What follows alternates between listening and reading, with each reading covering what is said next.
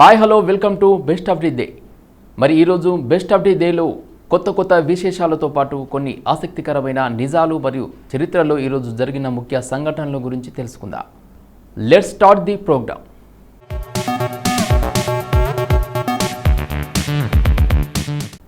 ముందుగా ప్రపంచ green roof దినోత్సవం గురించి చెప్పుకుందాం. ఈ రోజుల్లో అభివృద్ధికి అర్థమే మారిపోయింది. ఖాళీ స్థలాలు కరువైపోయాయి.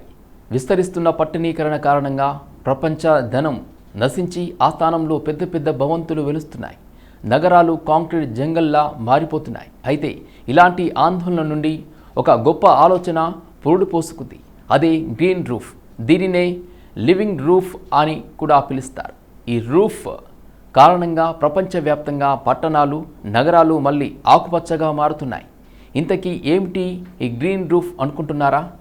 ఇంట్లో మొక్కలు పెంచుకున్నట్లే ఇంటి పైకప్పున వాటంతటవే పెరిగే నాచు, గడ్డి, సెడన్ లేదా చిన్న పువ్వులు పూసే మొక్కలు ఏర్పాటు చేయడం. ఇలాంటి మొక్కలతో భవనం పైభాగం పూర్తిగా కానీ పాక్షికంగా కానీ కప్పేయటం. ఇలా ఏర్పాటు చేస్తే భవనం మొక్కలతో ఆకుపచ్చగా కనిపిస్తుంది. చూడ్డానికి ఇంపుగా కూడా ఉంటుంది. దీనినే గ్రీన్ రూఫ్ అంటారు.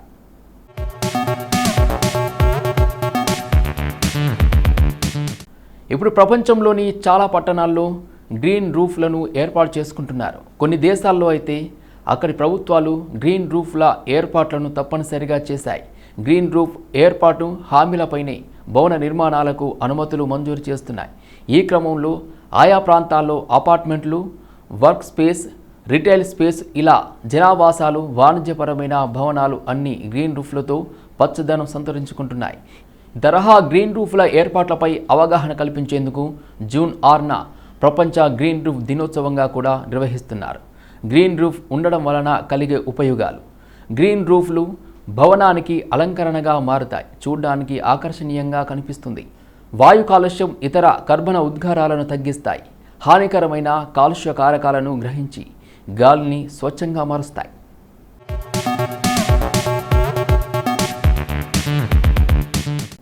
గ్రీన్ రూఫ్ భవనాన్ని ఇన్సులేట్ చేస్తుంది కాబట్టి వాతావరణంలో మార్పులకు అనుగుణంగా వేడిని నియంత్రిస్తుంది. సహజమైన శీతలీకరణగా పనిచేస్తూ వేసవిలో చల్లగా ఉంటుంది. చలికాలంలో వెచ్చదనాన్ని అందిస్తుంది. ఈ రకంగా ఆకుపచ్చ పైకప్పులు ప్రజల జీవన వ్యయాన్ని తగ్గిస్తుంది. ఏసీలు, కూలర్లు, హ్యూమిడిఫైయర్లు వాడకాన్ని గణనీయంగా తగ్గిస్తుంది. కాబట్టి పవర్ సేవ్ అవుతుంది, డబ్బు ఆదా అవుతుంది. పక్షులకు ఆవాసంగా ఉంటాయి, జీవ వైవిధ్యాన్ని కాపాడుతాయి, పర్యావరణాన్ని ఆరోగ్యంగా ఉంచుతాయి. గ్రీన్ రూఫ్ ఏర్పాటు చేసుకోవడం వలన పైకప్పు ఎంతో ఆహ్లాదకరంగా కనిపిస్తుంది. ఇది ఒత్తిడిని తగ్గించి మానసిక ఆరోగ్యానికి ఉపయోగకరంగా ఉంటుందని కొంతమంది అభిప్రాయం వ్యక్తం చేశారు. గ్రీన్ రూఫ్ ఏర్పాటు చేసుకోవడం వలన ఇలాంటి ఎన్నో ప్రయోజనాలున్నాయి. వీలైతే మీ ఇంటి పైకప్పున కూడా ఆకుపచ్చగా మార్చుకోండి. దీనికి నిర్వహణ వ్యయం కూడా చాలా తక్కువే అవుతుంది.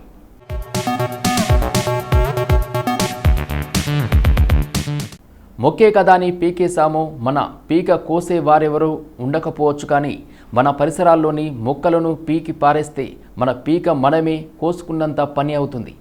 మొక్కలను పెంచడం మన ప్రాణావసరం. మొక్కలే మనకు ప్రాణదాతలు.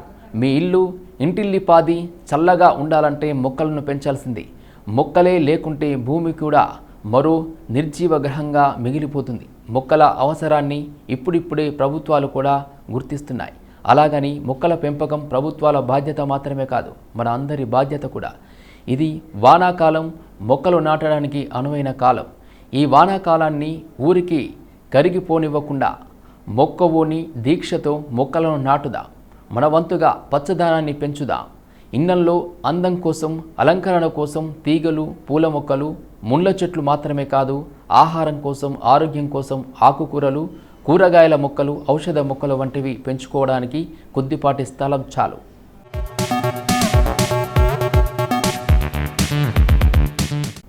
వీటిలో చాలా రకాల మొక్కలను చిన్న కుండీల్లో కూడా పెంచుకోవచ్చు. ఇంటి ముందు ఎలాంటి ఆవరణ లేని అపార్ట్మెంట్లో నివసించే వారికి ఇలాంటి మొక్కలు అనుకూలంగా ఉంటాయి. మొక్కలపై ఆసక్తి ఉంటే అపార్ట్మెంట్ వాసులు కుండీల్లో బోన్సాయి మొక్కలను పెంచుకోవచ్చు. వీటిలో పండ్లు, కాయలు కాసే రకాలు కూడా దొరుకుతాయి. ఇంటి ముందు కొంచెం విశాలమైన ఆవరణ ఉన్నట్లయితే నీడనిచ్చే రకరకాల చెట్లు పెంచుకోవచ్చు. నీడతో పాటు పండ్లు, కాయలు ఇచ్చే చెట్లు కూడా పెంచుకోవచ్చు. తీగ మొక్కలతో పందిరి వేసుకోవచ్చు. ఇళ్లల్లో మొక్కలు పెంచుకోవడం ఏమంత కష్టమైన పని కాదు, ఖర్చుతో కూడిన పని కూడా కాదు. వాటి పెంపకానికి ఖర్చుతో కూడిన రసాయనాల ఎరువుల వంటివేవి వాడాల్సిన పని లేదు.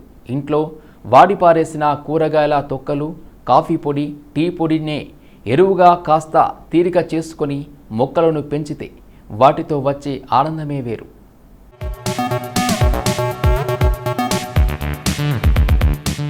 ఇండ్లలో పెంచుకోదగ్గ వివిధ వృక్ష జాతుల గురించి.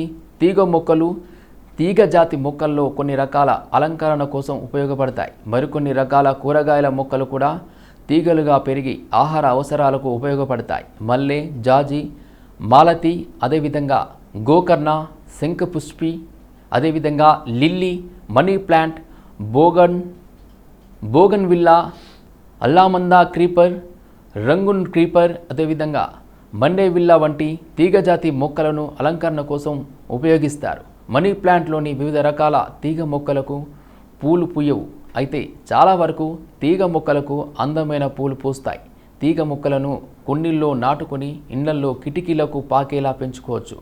కొంత స్థలం ఉన్నట్లయితే పందిరి వేసి ఈ తీగలను పందిరి మీదకు పాకించవచ్చు. తీగ మొక్కలను పందిరిగా వేసుకుంటే చల్లని నీడ కూడా దొరుకుతుంది. బచ్చలి, తమలపాకు, బఠానీ, చిక్కుడు, కాకర, దోస, అనప, పొట్ల, బీర, టమాటో, గుమ్మడి వంటి ఆకుకూరలు, కూరగాయల మొక్కలు తీగలుగా పెరుగుతాయి.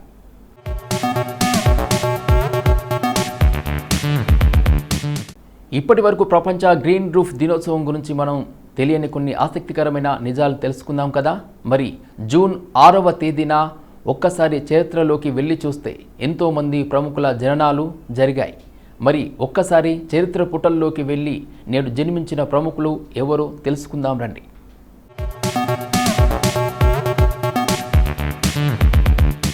నేహా కక్కర్ సింగ్ భారతదేశానికి చెందిన సినీ గాయని. ఆమె 2005లో ఇండియన్ ఐడల్ 2వ సీజన్లో పాల్గొంది. నేహా మీరాబాయ్ నాట్అవుట్ సినిమాతో నేపథ్య గాయనిగా హిందీ సినీ రంగంలోకి అడుగుపెట్టింది. ఆమె అనంతరం ఇండియన్ ఐడల్ రియాలిటీ షోలో న్యాయ నిర్ణేతగా వ్యవహరించింది. నేహా కక్కర్ సింగ్ 1988 జూన్ 6న రిషికేష్, ఉత్తరప్రదేశ్లో జన్మించారు.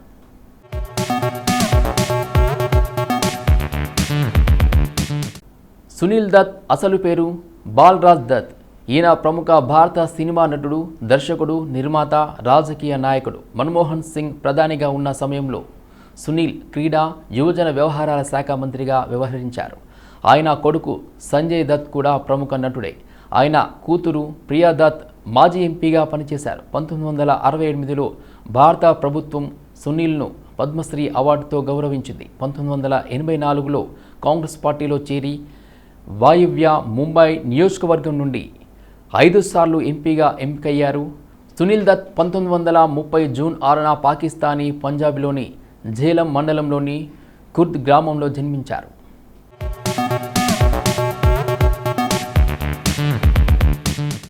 రక్షిత్ శెట్టి భారతీయ నటుడు, కన్నడ సినిమా నిర్మాత. ఉడిపిలో 1983 జూన్ 6న తులు మాట్లాడే బంట్ కుటుంబంలో రక్షిత్ శెట్టి జన్మించాడు.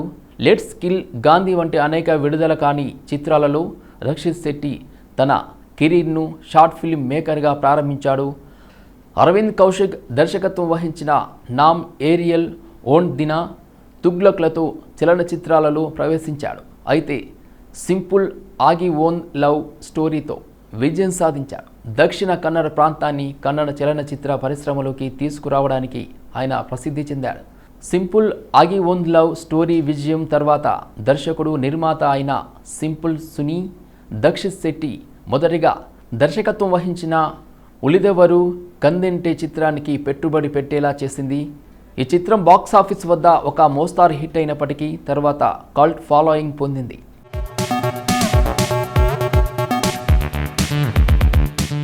భావన ప్రముఖ దక్షిణ భారత సినీ నటి. ఆమె అసలు పేరు కార్తీకా మీనన్. మలయాళంలో దర్శకుడు కమల్ తీసిన నమ్మల్ సినిమాతో నటిగా తెరంగేట్రం చేశారు భావన. ఈ సినిమాలోని నటనకు ఆమె మంచి ప్రశంసలు అందుకున్నారు.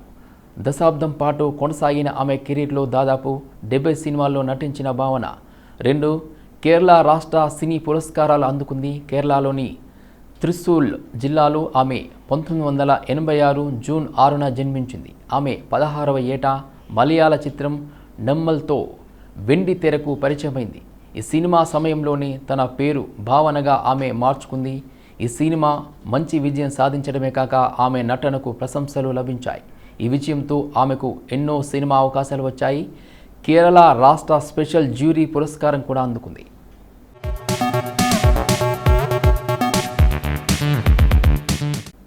డాక్టర్ దగ్గుబాటి రామానాయుడు తెలుగు సినిమా నటుడు, ప్రముఖ నిర్మాత, భారత పార్లమెంట్ మాజీ సభ్యుడు. ఇతను 1936వ సంవత్సరం జూన్ 6వ తేదీన ప్రకాశం జిల్లా కారంచేడులో జన్మించాడు. ఒకే వ్యక్తి శతాధిక చిత్రాలను నిర్మించి ప్రపంచ రికార్డు సృష్టించిన నిర్మాతగా D Ramanaidu Guinness book of world రికార్డులో చోటు సంపాదించాడు.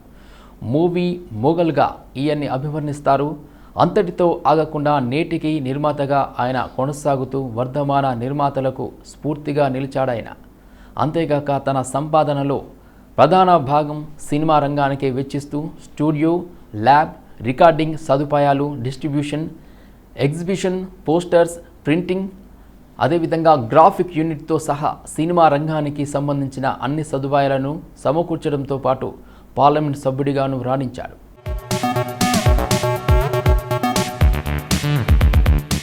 సో ఇదండి ఇవాల్టి best of the day episode. ఈ ఎపిసోడ్ అనేది ఈ రోజుకి సంబంధించిన కొన్ని ఆసక్తికరమైన విశేషాలు తెలుసుకోవడానికి ఉపయోగపడింది అని అనుకుంటూ మళ్ళీ రేపటి ఎపిసోడ్లో కలుద్దాం. Bye bye.